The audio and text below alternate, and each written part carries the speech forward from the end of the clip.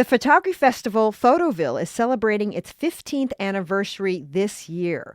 What started in 2011 as a handful of exhibits inside shipping containers at Brooklyn Bridge Park has grown into a citywide festival with more than 85 exhibitions across all 5 boroughs. The festival features work by hundreds of photographers, from established photojournalists to emerging artists, and the range of subjects is pretty extraordinary. There are exhibits about immigration, wildfires, and life in Ukraine, a series of portraits of trans women and gender nonconforming people in the 1990s, an exhibit about community gardens in New York, and even one devoted entirely to apples. We're joined now by Photoville co-founder Laura Romanos to talk about this year's festival and how it evolved over the last 15 years. Laura, it's nice to speak to you again. It's lovely to speak to you. How are you doing? I am doing fine. When you look back at this festival, which started as a relatively small experiment in 2011, what feels most different about the festival now? I think for us is that we've expanded throughout. We've gone beyond Brooklyn Bridge Park, which is our home, and how much we love it, but we've expanded throughout the city. So there is something really lovely about the fact that people may not have even come to Brooklyn Bridge Park. They're like, oh, you did the photos up in Harlem at Jackie Robinson Park, or we were just in Astoria. So it's now becoming this really wonderful New York kind of tradition. And even actually when our team installs in those parks in Staten Island and all over the city, we've got the community who are like, yes, it's Photoville time. So that's what's really special, is that we've really kind of just gone beyond a little village in Brooklyn. What was the original idea behind Photoville? Well, the idea was that, and as much as we love museums and galleries, we were finding, and this was 15, 16 years ago, we were finding that there was all these amazing visual storytellers, all these photographers, and they just were frustrated because they couldn't break into New York. They couldn't get a gallery show. They couldn't get their work seen.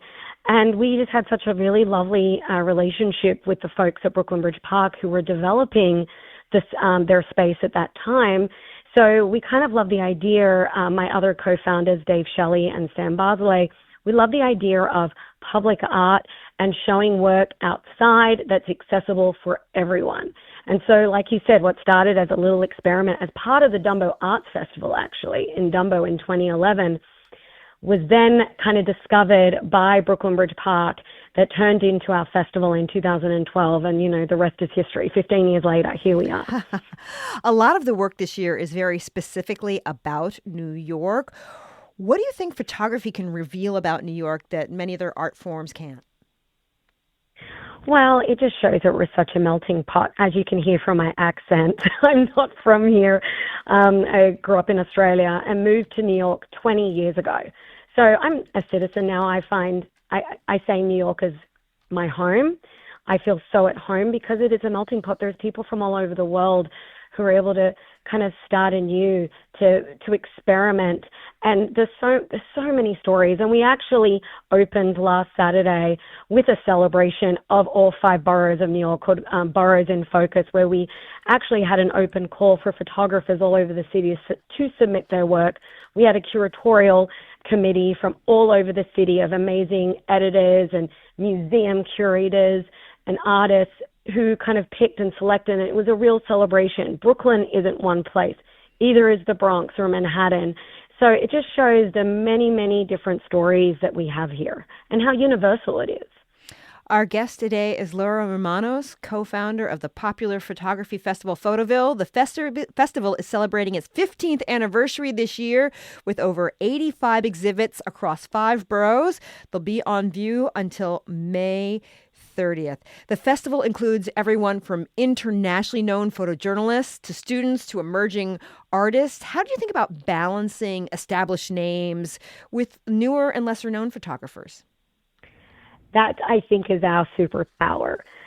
We've been, for the last few years, we've had a grant that we open up to educators with our friends at Photo Wings.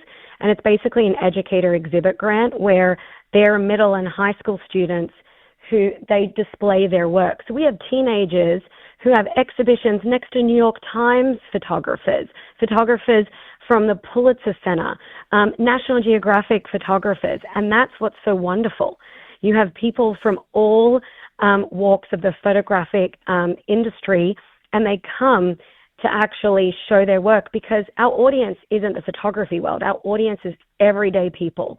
And that is, like I said, our superpower, and that's what makes it so magical, is that we're having all these different points of views. And sometimes you don't even know if they're an 18-year-old who took that photo or a 53-year-old, and that's what's so special. This is, of course, an art festival, but as a lot of listeners to this show know well, art is often political. A lot of the work this year engages in some pretty directly with social realities and political realities, whether it's immigration, incarceration, environmental crises. When you're putting together a festival like this, how consciously are you thinking about the political dimensions of the work? Every day.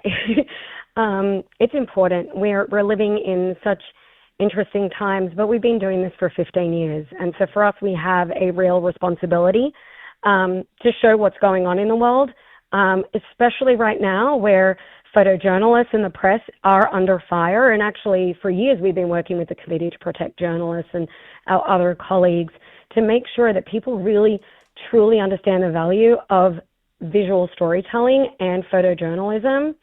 And also, it's really interesting. We do also think about, we do have families who come through and kids, and I have a 10-year-old. And something that I really appreciate about Photoville is that I'm able to have these conversations with my child. And I've been doing this for years. And actually this morning, and one of the reasons why my voice is hoarse, is we had hundreds of school kids this morning.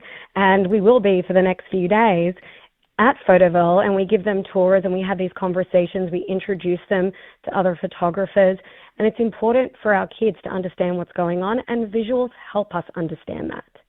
There are a lot of different public spaces that Photoville has partnered with for the festival. We won't have time to run through all 90 of them. But could you highlight a few exhibits or their locations, maybe some that are a little more off the beaten path? Let's say 3, for example.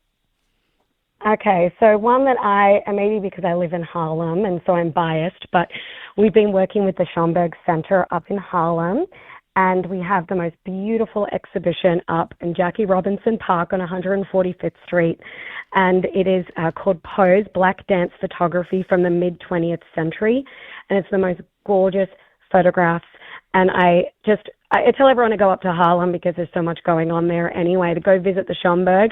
But I definitely recommend everyone go see that. We also have partnered with our friends at the Alice Austin House in Staten Island. So at South Beach, at actual Alice Austin House, take a trip to Staten Island if you haven't been.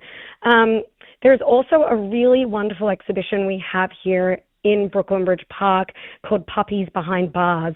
And photographers Ashley Gilbertson and Ava Pallor actually partnered with Puppy Behind Bars, which is a nonprofit that actually they invited the photographers into a men's maximum security prison in New York to photograph how these inmates were actually trained dogs to be service dogs for vets, for people with disabilities. And it's the most powerful, beautiful photo exhibition.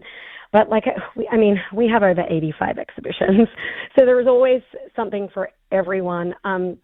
There's also an exhibition that we have that we developed with our friends at Photo Wings and the Henry Street Settlement. And it was a program called Bridging Generations, where we brought together younger people with older adults.